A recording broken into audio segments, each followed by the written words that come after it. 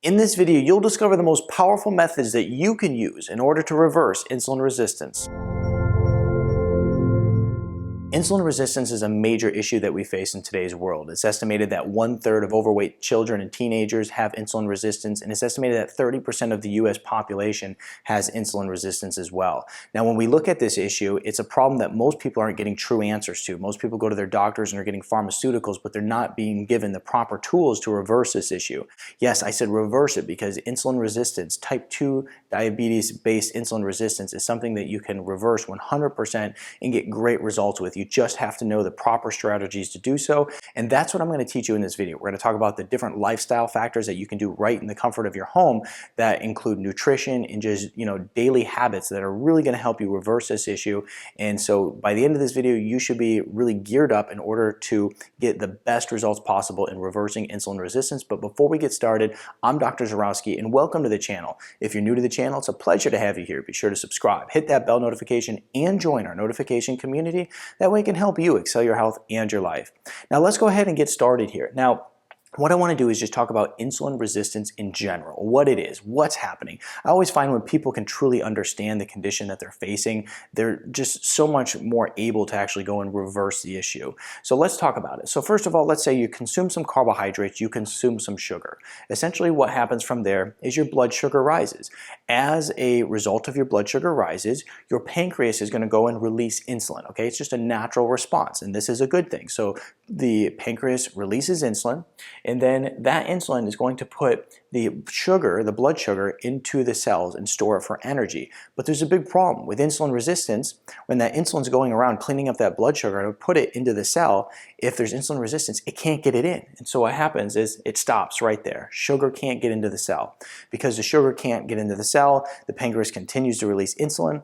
Insulin becomes chronically elevated in the body, and then as a result, you become sicker and insulin resistance just gets worse. And so what we want to do is we want to stop this issue right at the starting point. We want to get to the root cause of this issue, and we want to make sure that I give you the proper tools to reverse it. Let's first talk about how you can actually just start looking today in the comfort of your home to determine if you even have this issue. So first of all, you can go get a simple blood glucose monitor at any local pharmacy, and I'll even put a link in the description to the one I use. I like to always play around with this stuff in my home, and you can actually test your blood sugar. Now, what you're going to do to test your blood sugar is you're going to have to fast for 8 hours. So typically testing it in the morning is a pretty good time. Now, if you're coming in at 80 to 100, so let's say you wake up in the morning, you test your blood sugar, you fasted all night, and you're at 80 to 100, essentially, you're good. You don't have insulin resistance. Now, let's say you wake up and you test it and you're between 100 and 125. Essentially, what this means is that you have insulin resistance, and within 5 to 10 years, it's estimated that you'll have full-blown type 2 diabetes. And so this is very important to catch this right now and start making proper changes.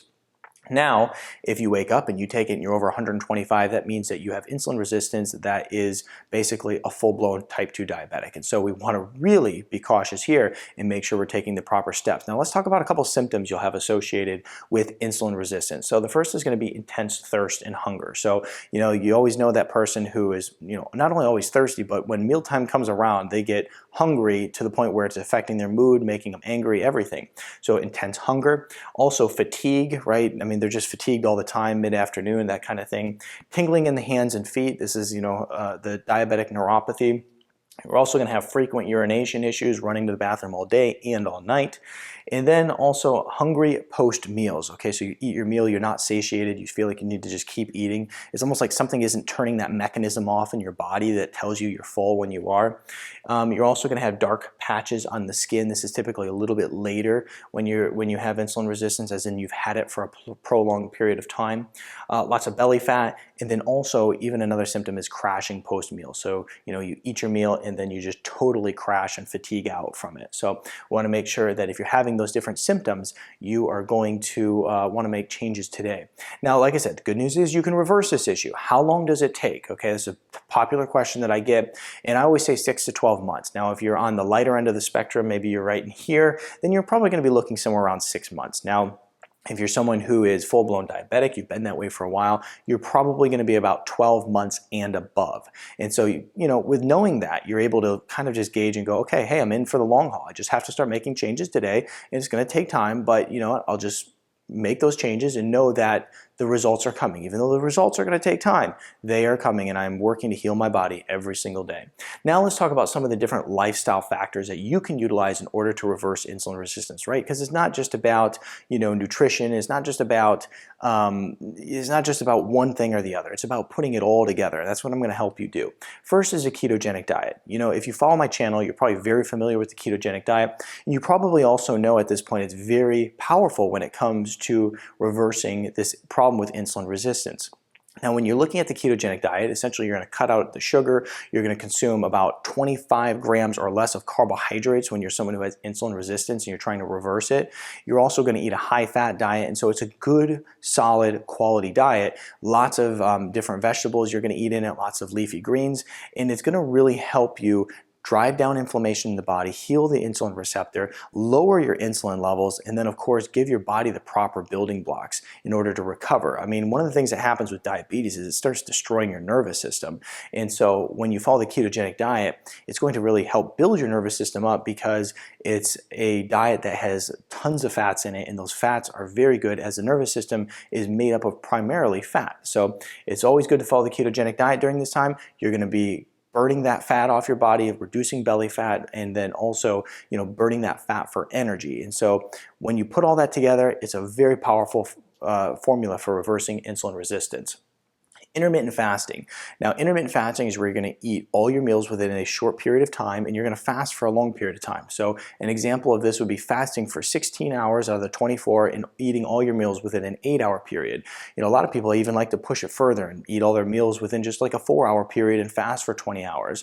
When you have insulin resistance, it's really powerful to do this because you're just, like I said, same thing with the ketogenic diet, driving down insulin levels, driving down blood sugar, driving down inflammation.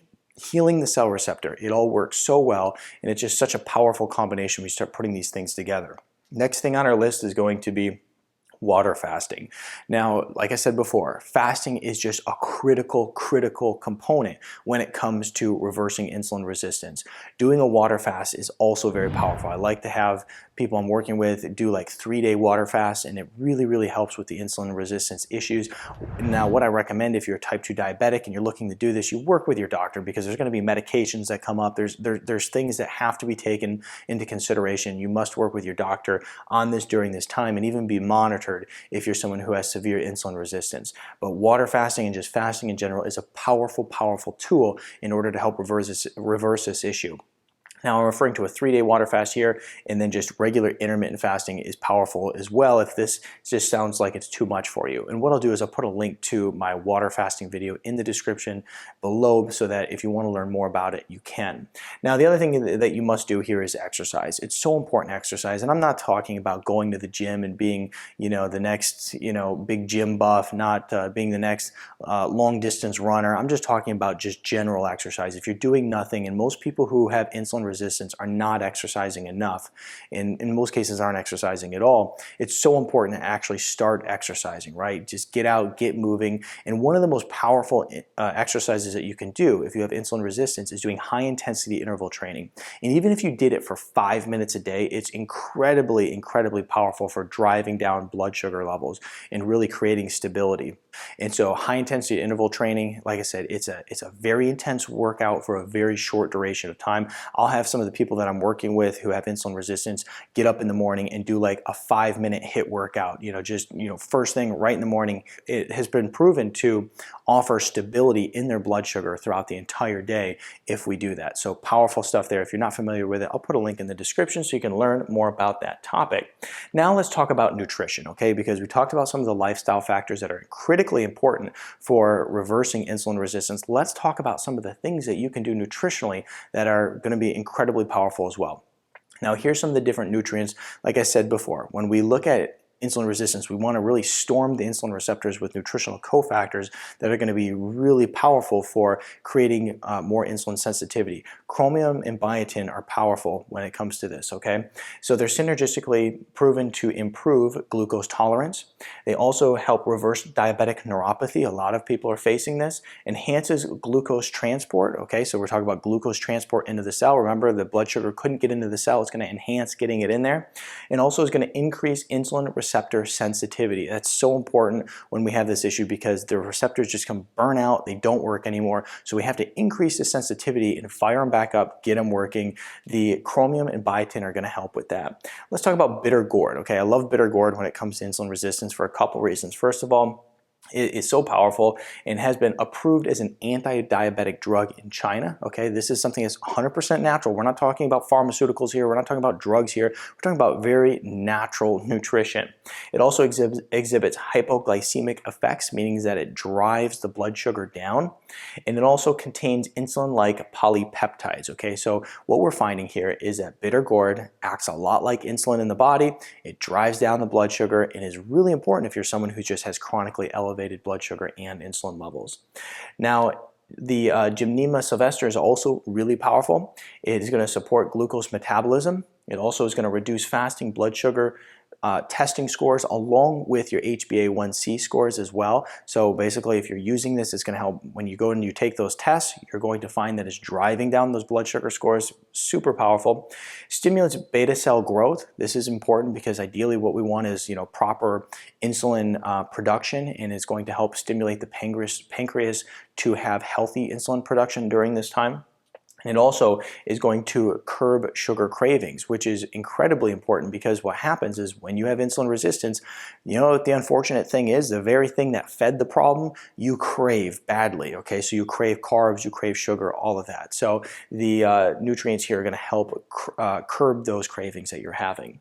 Next on the list is going to be berberine. Okay, berberine's awesome. It really is. It really is when it comes to, reversing insulin resistance and offering you good results. Powerful stuff. It reduces blood sugar.